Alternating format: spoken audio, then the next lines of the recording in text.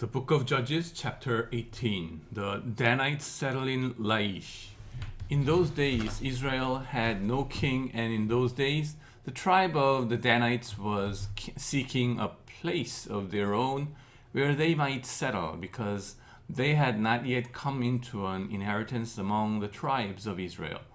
So the Danites sent out 5 of their leading men from Zorah and Eshtaol to spy out the land and explore it.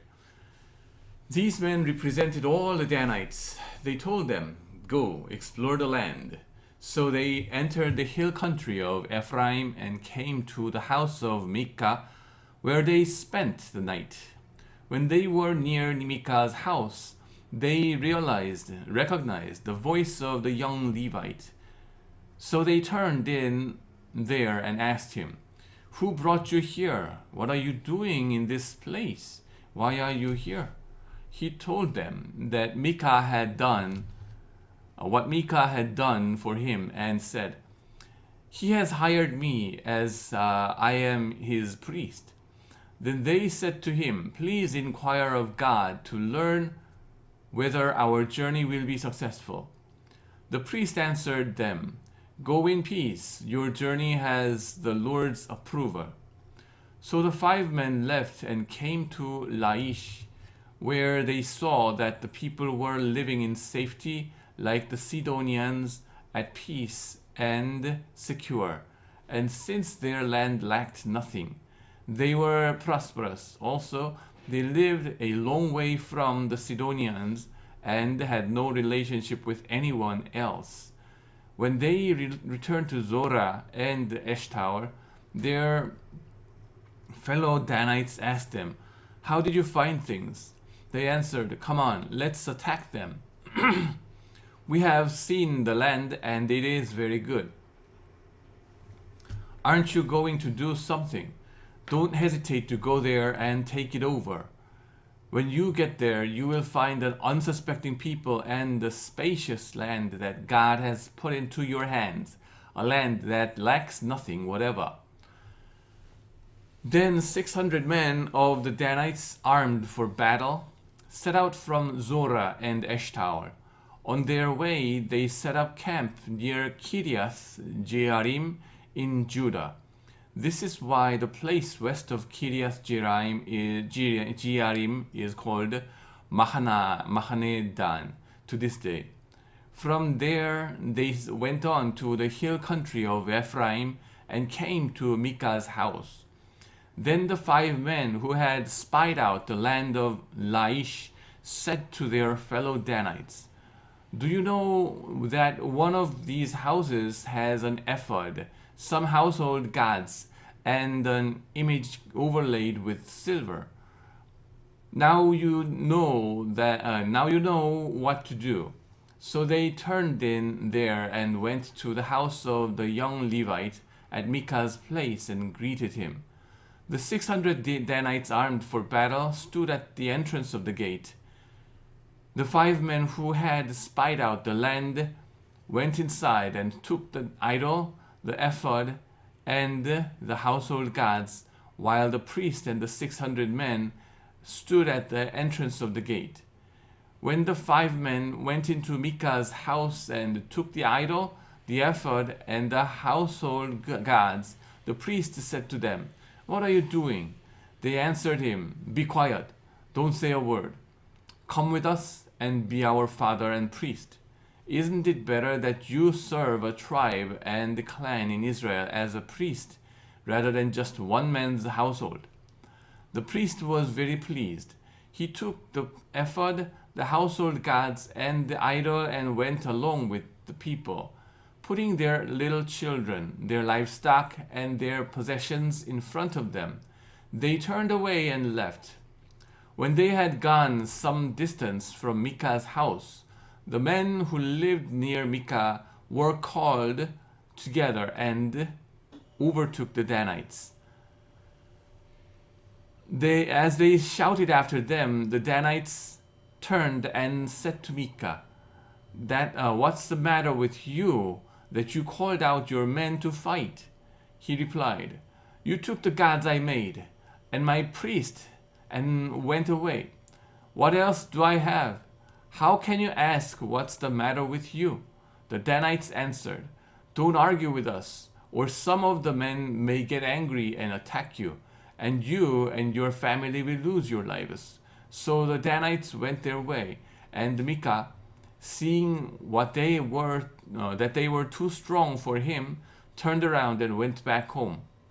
Then they took what Micah had made and his priest, and went on to Laish against the people at peace and secure. They attacked them with the sword and burned down their city. There was no one to rescue them because they lived a long way from Sidon and had no relationship with anyone else. The city was in a valley near Beth Rehob. The Danites rebuilt the city and settled there. They named it Dan after their ancestor Dan, who was born to Israel, though the city used to be called Laish. There the Danites set up for themselves the idol, the Jonathan, son of Gershom, the son of Moses, and his sons were priests for the tribe of Dan until the time of the captivity of the land. They continued to use the idol Micah had made all the time the house of God was in Shiloh. Chapter 19. A Levite and his concubine. In those days, Israel had no king. Now a Levite who lived in a remote area in the hill country of Ephraim took a concubine from Bethlehem in Judah.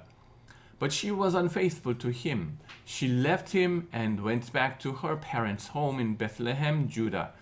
After she had been there 4 months, her husband went to her to persuade her to return. He had with him his servant and 2 donkeys. She took him into her parents' home, and when her father saw him, he gladly welcomed him. His father-in-law, the woman's father, prevailed on him to stay. So he remained with him 3 days, eating and drinking and sleeping there. On the 4th day, they got up early, and he prepared to leave. But the woman's father said to his son-in-law, refresh yourself with something to eat, then you can go.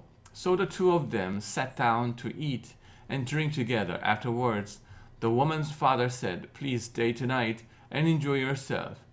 And when the man got up to go, his father-in-law persuaded him. So he stayed there that night. On the morning of the 5th day, when he rose to go, the woman's father said, refresh yourself, wait till afternoon. So the 2 of them ate together. Then when the man with his concubine and his servant got up to leave, his father-in-law, the woman's father, said, now look, it's almost evening. Spend the night here. The day is nearly over. Stay and enjoy yourself. Early tomorrow morning you can get up and be on your way home. But unwilling to stay another night, the man left and went toward Jebus, that is Jerusalem, with his 2 saddled donkey and his concubine. When they were near Jebus, and the day was almost gone, the servant said to his master, come, let's stop at this city of Jebusites and spend the night. His master replied, no, we won't go into the city whose people are not Israelites. We will go on to Gibeah. He added, come, let's try to reach Gibeah or Ramah and spend the night in one of those places. So they went on, and the sun set as they neared Gibeah in Benjamin. There they stopped to spend the night. They went and sat in the city square, but no one took them in for the night. That evening an old man from the hill country of Ephraim, who was living in Gibeah, the inhabitants of the place were Benjamites, came in from his work in the field. When he looked at and saw the traveler in the city square, the old man asked, Where are you going? Where did you come from?" He answered, "We are on our way from Bethlehem in Judah to a remote area in the hill country of Ephraim, where I live. I have been to Bethlehem in Judah, and now I am going to the house of the Lord. No one has taken me in for the night. We have both straw and fodder for our donkeys, and bread and wine for ourselves, your servants, me, the woman, and the young man with us. We don't need anything." "You are welcome at my house," the old man said. "Let me supply whatever you need, only don't spend the night in the square." So he took him into his house and fed his donkeys. After they had washed their feet, they had something to eat and drink. While they were enjoying themselves, some of the wicked men of the city surrounded the house. Pounding on the door, they shouted to the old man who owned the house, "Bring out the man who came to your house so we can have sex with him." The owner of the house went outside and said to them, "No, my friends, don't be so vile. Since this man is my guest, don't do this outrageous thing. Look, here's my virgin daughter and his concubine. I will bring them out to you now, and you can use them and do to them whatever you wish. But as for this man, don't do such outrageous thing." But the man would not listen to him. So the man took his concubine and sent her outside to them, and they raped her and abused her throughout the night, and at the dawn they let her go. At daybreak the woman went back to the house where her master was staying, fell down at the door, and lay there until daylight.